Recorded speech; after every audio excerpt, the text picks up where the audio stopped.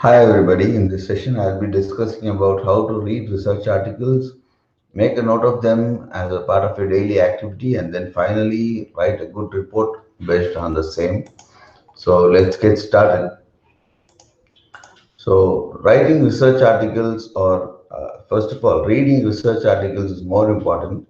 And the more you read, you will get to know more about the technologies and the things that are existing and the state of art implementations that you have in your area of your or your project that you are doing. I'll show you one of the formats that I generally advise students to do.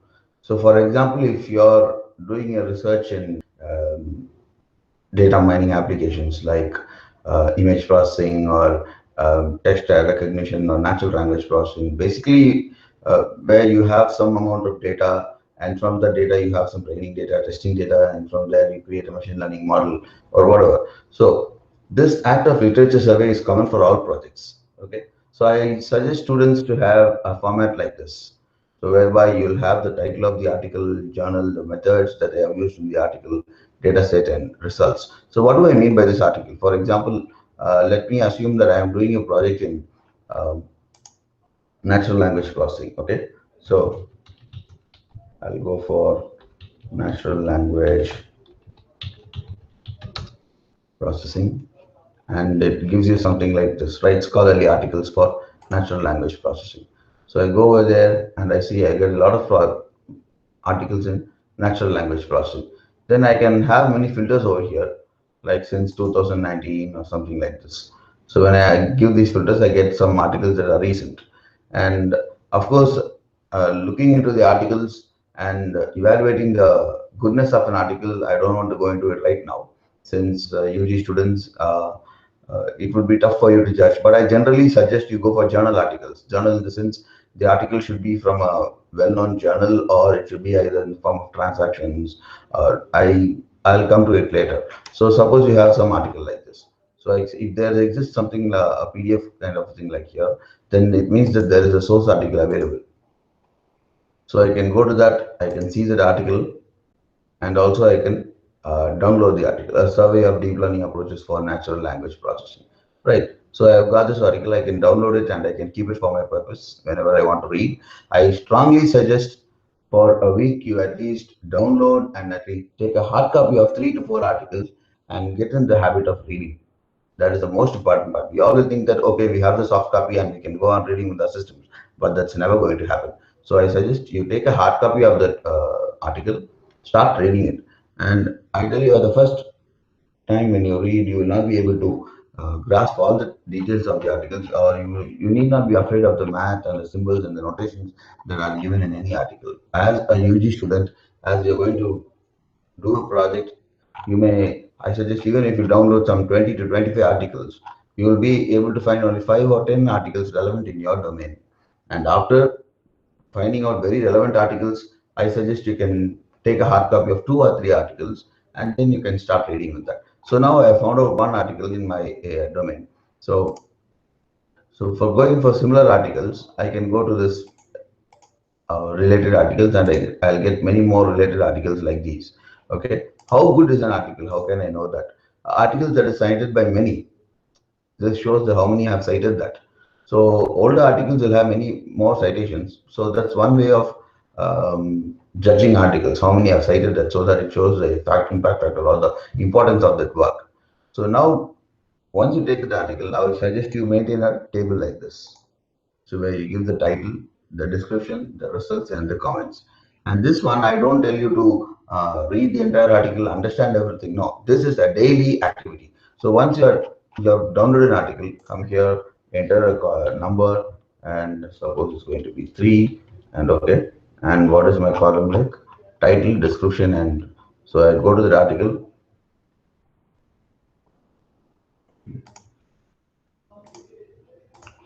I just take the title,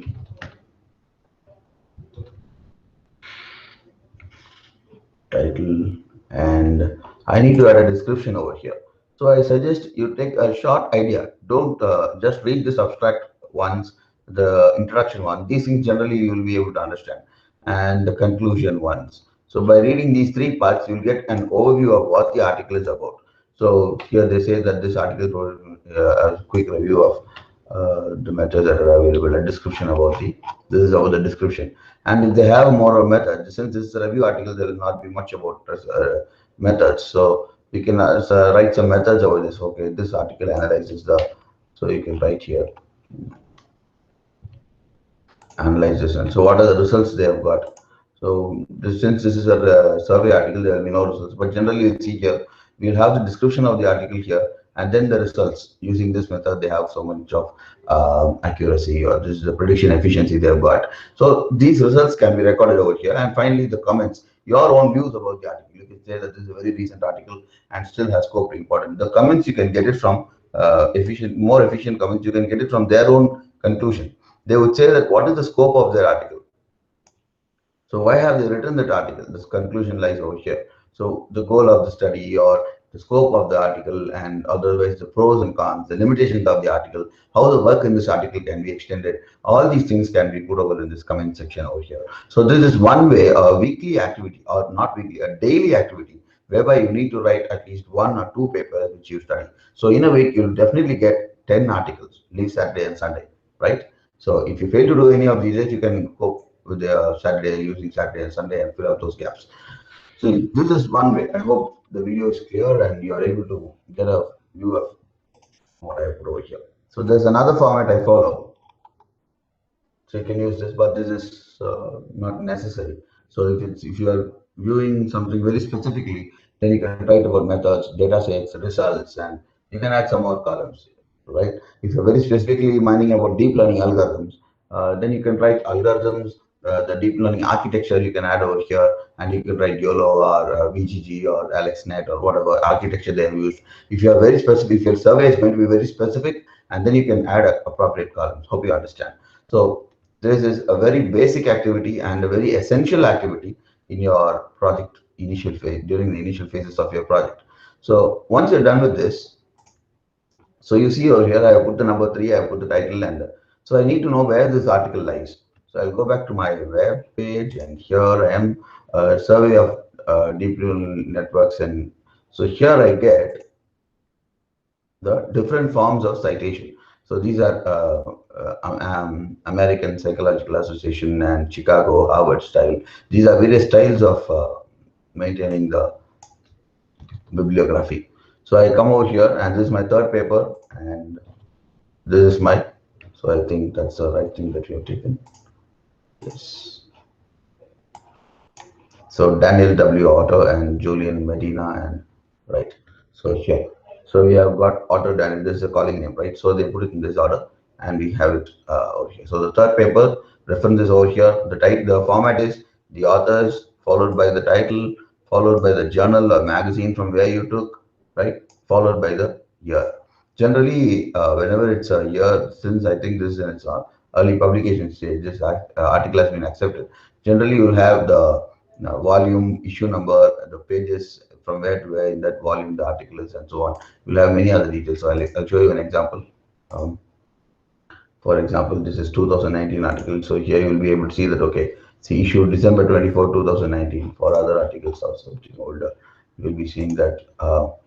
You can see here, this article, the authors are, these are the authors, and this is the title of the article, the Journal of Machine Learning and Research, and then the issue is 21, the volume is 21, issue number 23, and the year is 2020, pages 1 to 7. This is the interpretation of the format, right?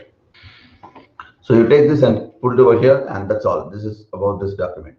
So you maintain this document right from day 1, and then you ensure that every week you have at least 10 articles coming over here. At the end of your project, just imagine 6 months, 4 weeks, and so you have 24 weeks. Let's assume the least value. Let's assume 20 weeks. Okay, 20 into 10, you have 200 papers at your credit. So by the end of your project, you would have gone across 200 articles, and definitely I say you will know what is the state of art, what are the other alternatives available. You will have a large area to explore. So then you will get an idea to where to exploit, where is the research gap, where can I do something, or where can I add up something. By the way, these articles don't come up in a day. So they have been researching on that over the past of the years together, and they are still working on that continually. So if you're very interested in some author, right? For example, let me take the same author over here. So I'm interested in the works of Daniel W. Author. So you can go to that.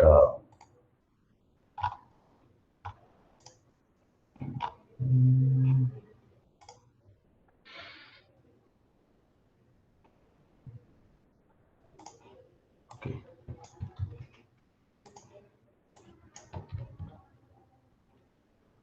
So here am I. So here, so this person doesn't have a, definitely this person will be someone who's working in similar areas. So I can click on him, I can get his profile, I can see all the articles that he has written. So you can follow the work of one person and get to know the recent researches in the current, but done by that author. So if you happen to get across good authors, then you'll able to view all his works. If you are interested in an area of an author, then it will be great if you can get in touch with him and follow up his works, and it will be of a great use for you if you're planning for some higher studies or projects in your final semester and so on. So once you're done with this activity, the next activity is your report writing. So in coming to reports, of course, your initial report will have some templates given to you by your university. And then after that, you'll be having the table of contents and abstract where you'll be writing about your project. And then if your project is about machine learning or data mining, I suggest you write a good intro about your project that will go for 2 to 3 pages.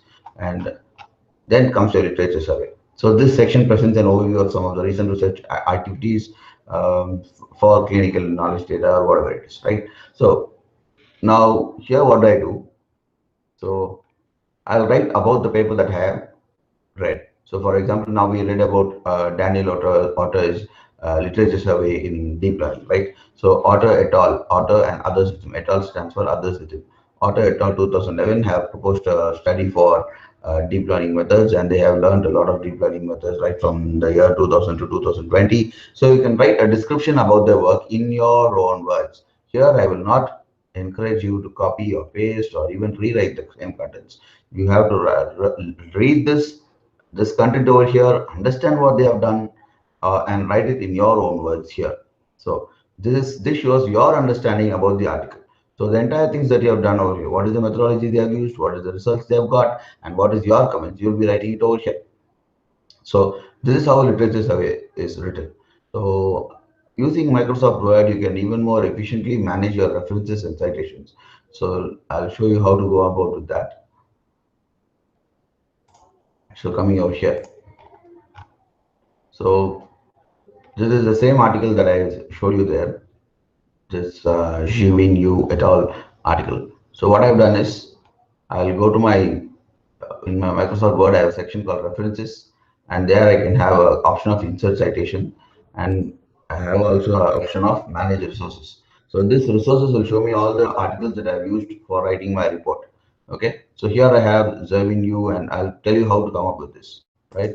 So for now, I'm going to write something about Daniel Otter's work, right? So I'm going to write here about, okay,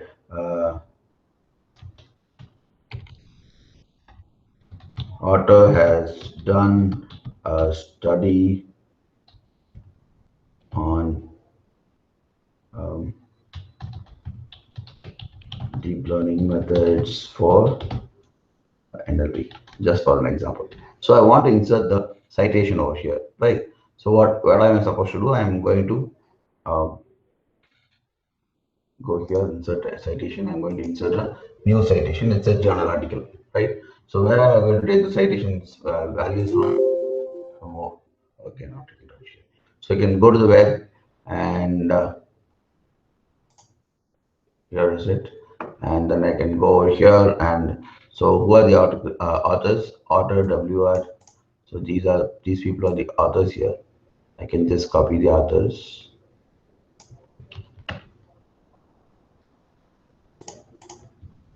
So I should ensure that author is his calling name followed by his other names, then end it with a semicolon. So the format that you have to paste is given over here. For example, if your my name is James Christopher. So Christopher, if suppose Christopher, I want Christopher et al. To be my calling name. I'll put Christopher, comma Javis. So that's the format. So here I have Daniel W and then Julia R.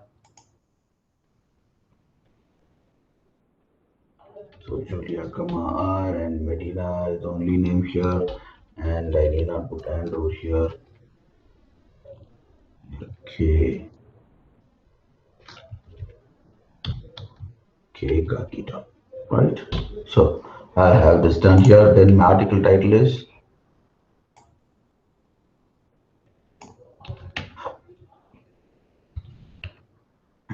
then it's from the Journal of IEEE, journal name is IEEE Transactions, and the year is 2020. And of course, suppose since this is in this pre-publication stage, I don't have the other details. Suppose if you have pages and all these things, you can enter like page number 34 to 88, right? You have all these details here, and you can have more.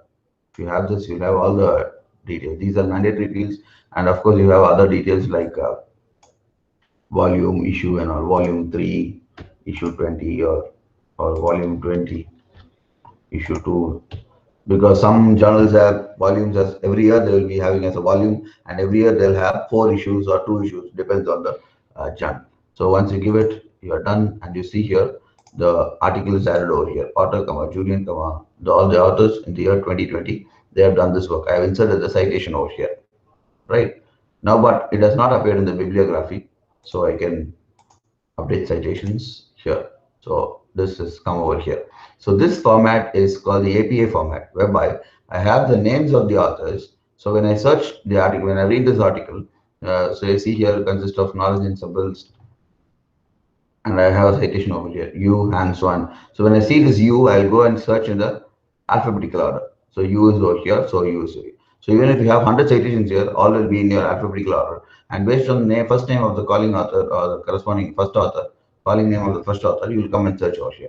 This is one format. Another format is the number format. So if I just click the format style over here, I'll get, okay, right, number 1 is going to be Zheng Yu, and 2 is going to be, where is 2? Yeah, 2 is over here, and 2 is going to be, here you see the name has changed now. It's not based on the calling name, it's just the name in the order that is given in the paper. DW, Daniel W. Author, and R. Julian, Medina. And so that this kind of a formatting will be done by Word itself.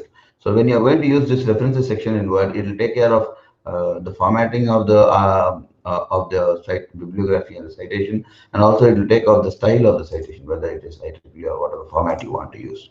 If you don't want, if you have very limited number of citations, I suggest simply go on, write 1, 2, 3, 4, 5, and then you can just copy paste it from your this document which you are already maintaining. You need not, when you have more than 25 or 30 citations in your report, then I suggest you go for this kind of a reference manager, or else you can simply manually do it. You can give a 1, 2, 3 and go about with citation. But the most important thing is you need to know how to write a good literature survey. So you should mention what they have done, the title of the work, or this is the approach they have used, what are the methods they use to cluster ensemble, and what is the thing, and what is the results they have got. They have achieved an accuracy of so much, and what is the pros and cons. So for each and every author that you have studied, so like this is the author, this is the work they have done, this is the conclusion, the results, and then finally you can end up this section saying that, oh, I have not written that. Okay, you can end up the session saying that those how many works exist in literature, there are some more research gaps that needs to be addressed, right? That you can mention over here. So you can mention the research gaps, or you can say how your work is going to add on to all these works, and then you can write your proposed model. So initially you have a chapter on the introduction of your project area, and like data mining or machine learning or natural language processing or whatever it is, you have to have a good introduction about your area, and then you write a survey of all the articles that you have read related to your work, and then what are you going to do in this project. So this is what a report should look like, right? And moreover, take care of all the formatting and things. Don't make a ugly report, and your report should look something like a textbook, right? You should have the pride in carrying your report. You should say, yes, I have done something, here's the document for my report, right? I hope this was helpful for you, and all the best for all your careers and projects that you're going to do. Thank you.